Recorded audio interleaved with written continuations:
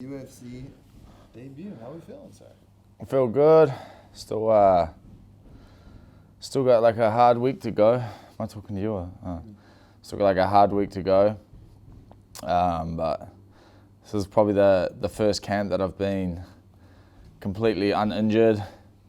Like mobile, the weight's gone low, which was, I guess, a lot of people's main concern was, and my team, I guess, was me going to lightweight because I usually sit quite big, but it's come off really well, and yeah, I was pretty happy myself with that. So yeah, I'm really looking forward to just getting to Melbourne and doing the weight cut, playing PlayStation, just bumming around doing the one session a day, getting ready for the fight because come Sunday everything's done, you know. So We're 2 weeks out. Yeah, just a little under 2 weeks out now.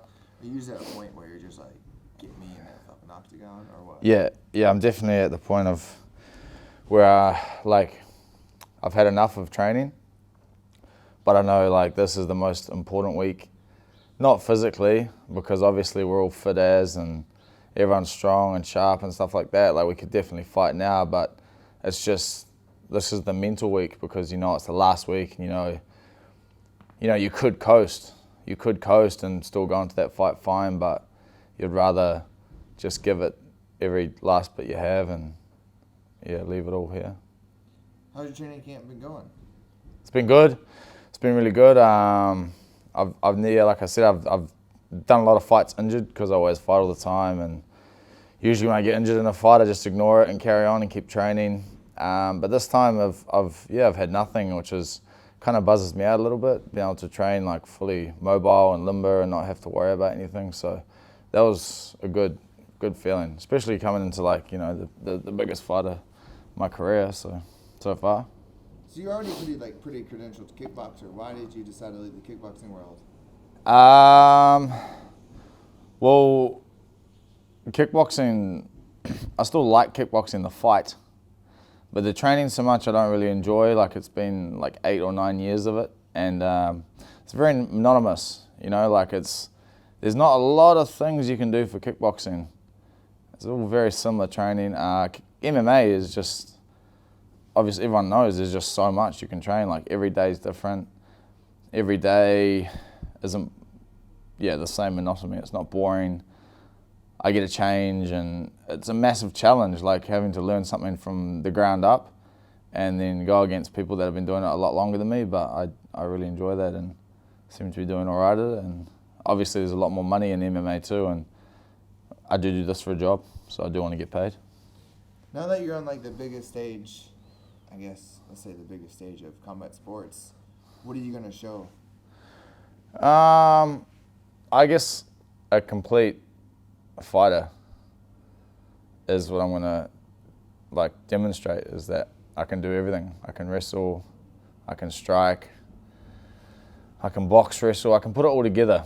And I guess that's why I spent so much time in the gym, and I probably maybe could have made the UFC a little bit earlier, but I wanted to get comfortable with everything so that when I can go in there's no worry about someone shooting to try to take me down or something like that. I can just completely focus on my fighting, and I feel like I've got to that point. You know, I feel like Israel, that's why he's had so much success in the UFC, because he is so hard to take down that he can strike to like his full ability, and these people are struggling with him. You know, and I feel like in my division, they're gonna struggle with me too. What do you know about your opponent? A little bit. Alex has obviously fought him quite a while ago. I don't watch them too much. I like to go on there on edge. I've watched him a little bit, so you know I know his habits and stuff like that, and I got a good general plan. But I like to go on there on edge. I feel like if I watch someone too much, sometimes you can get a little bit complacent and comfortable, thinking you know what they're going to do. I'd rather go on there thinking that he's going to be completely random and a different fighter, so it keeps me on edge, keeps me sharp. And I let Eugene do all that stuff. I let him look at all the fighters and suss out all the plan, and yeah. So I'm just going to treat him as a clean blank slate, you know. Now that you obviously train with like Israel and Dan and Volko on like any given day, does that make you more comfortable going into like the UFC? Yeah, I guess I've been training with them for quite a long time now, and when I first started training with, well, Alex in particular, because he's a very good grappler, very good wrestler, he used to like just starch me, like everywhere on the ground, he'd take me down, hold me down, and kind of just beat me up with anything to do with the ground. And a couple years later, now he struggles to take me down when we wrestle, and if he does get me down, I get back up no problem, and I can take him down. So I've definitely gained a lot of confidence by training with these guys, and Alex is the #1 contender in the world, Dan's pretty much top 10, and Israel's essentially the best in the world, and yeah, like I do more than hold my own, so I'm very confident going to this. How about fighting in probably one of the biggest fight in Australasia / maybe the UFC? How Yeah. does that make you feel? Yeah, it's mean. Like this is going to be the second show that I've ever done like this, so it's a once in a lifetime opportunity essentially. I mean, it's once in a lifetime because it's my mate, one of my main training partners that I've fought with for like the last eight years. He's the draw card, and then my other mate is the co-main event, and I get to start the wave, So it's insane. It's crazy. You get to fight in front of 60,000 people, like in my backyard. I don't have to travel anywhere too far. I'm comfortable with Melbourne. I've fought there a heap. I got like a good fan base there. I'm fighting the hometown guy, but man, it doesn't matter. Like, I don't think it's any different to fighting someone from America or anything like that. Like, it's just a person with 2 arms and 2 legs standing across from me, and they're sort of standing in the way of everything that I've been working for. So yeah, they are. Like, we had a good group at Tiger of the guys that were living there. But here's like, we live here, lived here, and we'll live here for the rest of our lives. So we've created this community or this culture in the gym where, like, even though, for instance, me and Dan are in the same weight class, we still push each other. I'll push Dan for him to do his very best in the fight, and he'll push me to do my very best. And it's not about who's better, or there's obviously healthy competition, but everyone in the gym's fought each other too, which was quite a weird dynamic.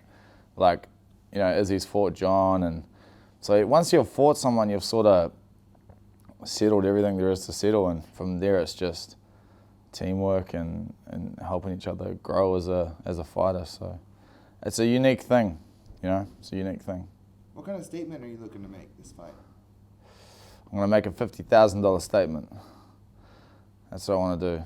I want to go in there and perform and just starch this guy and just let everyone know that I'm here, Is fighting in front of like 60,000 people, is that going to get to you, or is it just like once you get in the cage you kind of zone everything out? Yeah, it's going to be pretty cool walking out in front of it. But every time I fought in some big crowds in China, not 60,000, maybe like 10 and 20, but you don't hear anything once you're in there. Like, it always blanks out, but obviously there'll be an element to this one where it's like a little bit unreal, a little bit surreal when you're in there. Like, you'll be like, oh shit, especially before Buffer yells your name out and stuff. But yeah, it's gonna be sweet. Once that bell goes and whoever's the ref is, Herb, whatever says fight, like, it's same tunnel vision I always have. Yeah, it's just gonna be cool. So what is the goal now you're in the UFC? Well, I just want to sort of create like a memory of like just New Zealand fighters. I just want to build this theme that's going, that we are like a warrior country. Like, we go in there, and every time we go in there, everyone always remembers whichever Kiwi fights. And obviously I want to get the belt, but just thinking about the belt, I feel like, is not the best goal, because once you get the belt, after that, if you're not thinking about after that, like, you can sometimes just get complacent. You can get the belt and then lose it, which happens to some champions. It just happens to Andrade. She was chasing that belt so hard, she got it, and lost it straight away. And then if you lose it straight away, you can feel a little bit lost and you can lose your motivation and stuff. So I think it's important to just try be the best fighter in the world versus get the belt, you know. And then why should people tune in to watch old Brad Riddell fight? Because everyone knows I throw down. Everybody knows I go in there and every shot I throw has some bad intentions behind it, and you can see it on my face when I throw it.